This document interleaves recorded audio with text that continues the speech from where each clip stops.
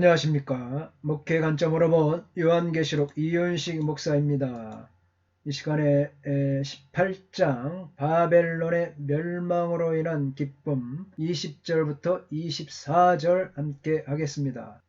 20절입니다. 하늘과 성도들과 사도들과 선지자들아 그로 말미암아 즐거워하라. 하나님이 너희를 위하여 그에게 심판을 행하였으더라. 유프라이노 앱 아우테 우라베 카이 호이 하기오이 카이 호이 아포스톨로이 카이 호이 프로페타이 호티 에크리넨 호 데어스토 크리마 히몬 에스 아우테스. 하늘과 성도들과 사도들과 선지자들아 너는 그녀를 인하여 기쁘게 되라. 왜냐하면 하나님께서 그녀로부터 너희의 심판을 결정하셨기 때문이다. 주전 358년에 바벨론은 멸망했습니다. 이 역사적 사실은 구약 예언서의 중요한 주제였습니다. 이사야, 또 예레미야, 사도와 선지자는 각각 신약의 성도들과 구약의 성도들을 대표하는 자로서 언급되었습니다. 이들은 모두 예수 그리스도를 증언한 증인들입니다. 사도행전, 로마서, 베드로전서, 계시록. 바벨론이 멸망된 것을 두고 모두가 슬퍼하는데 성도들만 기뻐합니다. 바벨론의 멸망은 바로 성도들이 하나님께 드린 기도의 응답이며 전능하신 하나님의 의로운 심판이 있었기 때문입니다. 성도들은 마침내 자기들이 그동안 받았던 고난의 신원을 받았습니다. 하나님의 원수가 품이 행해졌기 때문에 그들은 즐거워하라는 권면을 받습니다. 21절 이에 힘센 천사가 큰 맷돌을 같은 돌을 들어 바다에 던져 이르되 큰 성 바벨론이 이같이 비참하게 던져져 결코 다시 보이지 아니하리로다. 카이 에렌 에스 앙겔로스 이스퀴로스 리돈 호스 밀리논 메간 카이 에발렌 에스텐 달라선 레곤 후토스 호르멧 마티 블레데세타이 바빌론 햄 메갈레 폴리스 카이 우메 휴레데 에티. 그리고 힘있는 천사 하나가 큰 맷돌 같은 돌을 들어 올렸다. 그리고 그가 바다로 던졌다. 말하기를 이렇게 큰 도시 바벨론이 돌진하여 던져질 것이다. 그리고 그것이 결코 다시는 발견되지 않을 것이다. 요한계시록에서 세 번째이자 마지막으로 힘센 천사가 등장합니다. 힘센 천사는 5장 2절에서는 인을 떼기에 합당하신 분에 대한 엄숙한 메시지를 전했습니다. 10장 1절로 2절에서는 땅과 바다를 밟고 있는 천사로서 권세 있는 모습으로 나타냈습니다. 이 두 경우 힘센 천사는 마지막 때에 대하여 기록하고 있는 두루마리를 갖고 있는 사자였습니다. 본문에서는 그 두루마리 속에 묘사되어 있는 심판의 선고가 집행되고 이 천사의 힘이 큰 맷돌 같은 돌을 들어 바다에 던져질 때 드러나고 있습니다. 큰 맷돌 같은 돌이 단순히 떨어진 것이 아닙니다. 비참하게 던져졌다는 것은 하나님을 대적하는 세력을 대표하는 바벨론에 대한 하나님의 심판이 얼마나 갑자기 그리고 얼마나 장엄하게 임할 것인지를 강조하고 있습니다. 맷돌, 뮬리논이죠. 맷돌은 여자들이 음식을 준비할 때 사용하는 작은 맷돌이 아닙니다. 나귀가 돌리는 매우 큰 연자 맷돌을 뜻하고 있습니다. 큰 맷돌, 연자 맷돌은 그냥 바다로 던져진 것이 아니라 맹렬하게 바다로 내동덩이 쳐졌습니다. 이 장면은 하나님의 심판이 얼마나 갑작스럽게 그리고 큰 규모로 이 옛성에 임할 것인지를 강조할 뿐만이 아니라 궁극적으로 하나님을 반대하는 전체 적그리스도의 세계에서도 심판이 임할 것임을 강조하고 있습니다.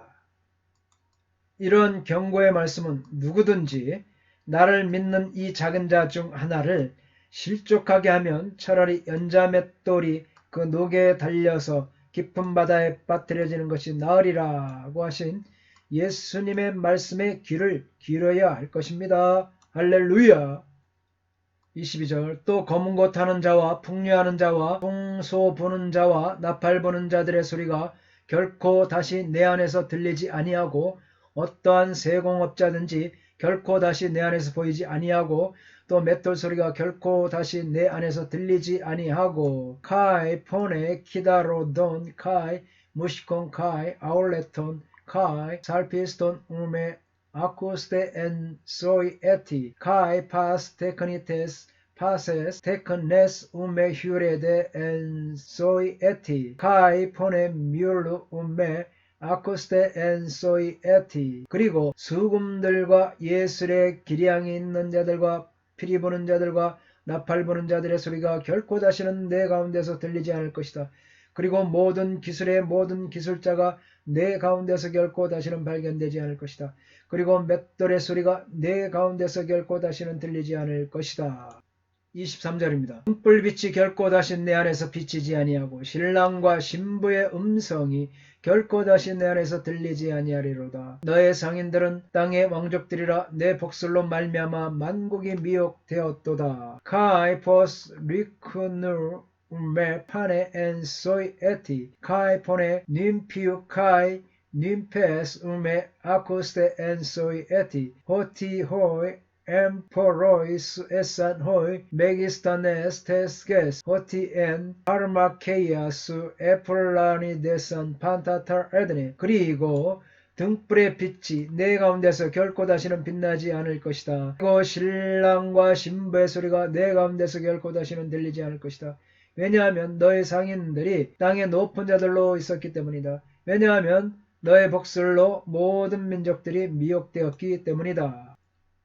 22절 하반부에서 23절의 요점은 박해자가 자기 자신이 저지른 죄의 방식에 따라 처벌을 받게 되리라는 것을 보여주고 있습니다. 바벨론의 경제제도는 상인 길드들의 수호신 숭배를 받아들이지 않을 때 기독교 공동체에 속한 사람들은 다양한 길드에서 배제시킴으로써 그들을 박해했습니다. 당시 상인 지역이죠. 상인 공업.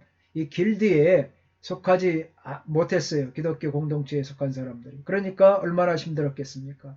배제시킴으로써 기독교인들을 박해. 이것은 일방적으로 경제지위의 상실과 가난을 가져왔습니다. 그리스도인들 직공들은 당연히 실직하죠. 통상적인 경제활동을 통해 누렸던 일상의 즐거움을 빼앗겼습니다. 이에 대한 대응으로 하나님은 바벨론의 충성스러운 상인들을 제거하실 것입니다.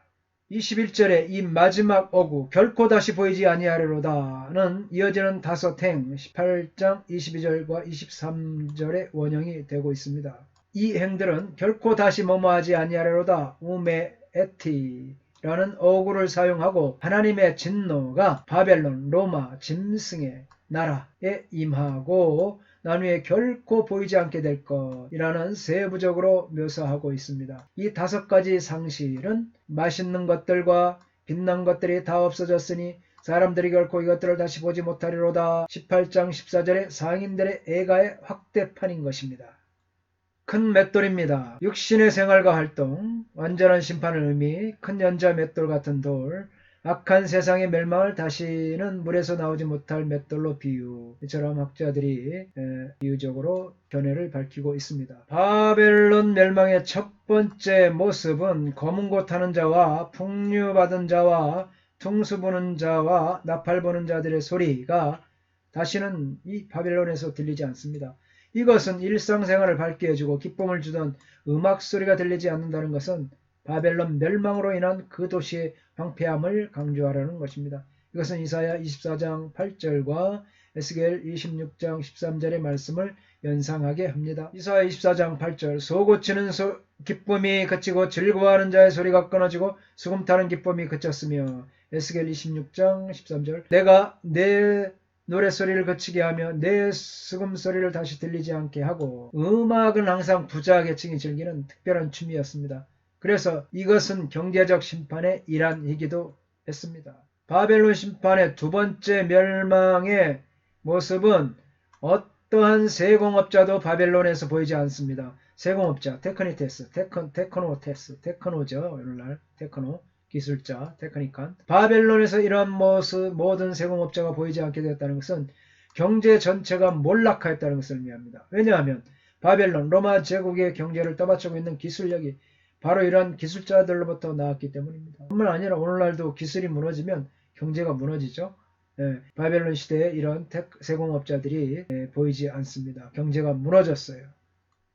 바벨론의 세 번째 멸망의 모습은 뭐냐? 맷돌 소리가 다시 내 안에서 들리지 아니한다는 것입니다. 바벨론은 자기들 자신을 위해 쌓아놓은 영광과 음욕적인 사치로 말미암아 하나님이 그들에게 갑절을 갚아주실 것이라고 18장 6절과 7절에서 말씀하셨죠. 이제 그렇게 되고 있습니다. 바벨론은 물질적인 쾌락을 위해서 살았고 그래서 하나님이 이제 그것을 철저히 제거하셨습니다. 경제가 없는 것으로 그치는 것이 아니라 심지어는 먹을 것조차 없습니다. 고대 세계에서 1차 생활 필수품인 곡물도 영원히 사라지게 될 것입니다. 바벨론 멸망의 네 번째 모습은 등불빛이 결코 내 안에서 다시 비치지 아니한다는 것입니다. 맷돌 소리가 주로 낮에 들리는 것이라면 등불은 밤에 보이는 것입니다. 로마에 가로등이 있었는지는 알려지지 않았지만 모든 사람들이 한두 번은 부자들이 축제를 끝나고 집으로 돌아오는 길에 횃불을 많이 든 노예들의 둘러싸여 배웅되는 모습을 그려볼 수 있습니다. 그리고 세공업자들이 주문량을 맞추기 위해 오랜 시간이라면 밤 동안 켜놓은 등불들이 이제는 볼 수 없고 깜깜하고 황폐한 등불 없는 도시의 모습이 될 것입니다. 바벨론의 다섯 번째 모습은 신랑과 신부의 음성이 다시는 들리지 않는다는 것입니다. 다시는 들리지 않죠. 인간관계의 가장 긴밀한 유대감을 형성하는 것은 결혼식의 기쁨은 과거의 일이 되어버렸습니다. 결혼식 축제의 흥겨운 소리는 영원한 침묵으로 변해버리게 되었습니다. 바벨론은 더 이상 결혼의 기쁨을 볼 수 없게 된 반면 교회는 그리스도의 신부가 될 것이며 어린 양의 혼인잔치의 청함을 받게 되는 정황과 대조가 됩니다. 할렐루야. 여기서 죄인과 성도 간의 또 다른 대조를 확인할 수 있습니다. 만국은 결코 다시 결혼의 기쁨을 알지 못하겠지만 교회는 그리스도의 신부가 될 것입니다. 아멘. 24절입니다. 선지자들과 성도들과 및 땅 위에서 죽임을 당한 모든 자의 피가 그 성 중에서 발견되었느니라 하더라. 카이 엔 아우테 하이마 프로페톤 카이 하기온 휴레데 카이 판톤톤 에스파금 메논 에피테스케스. 그리고 그녀 가운데서 선지자들과 성도들과 땅 위에서 죽임을 당해온 모든 자들의 피가 발견되었다.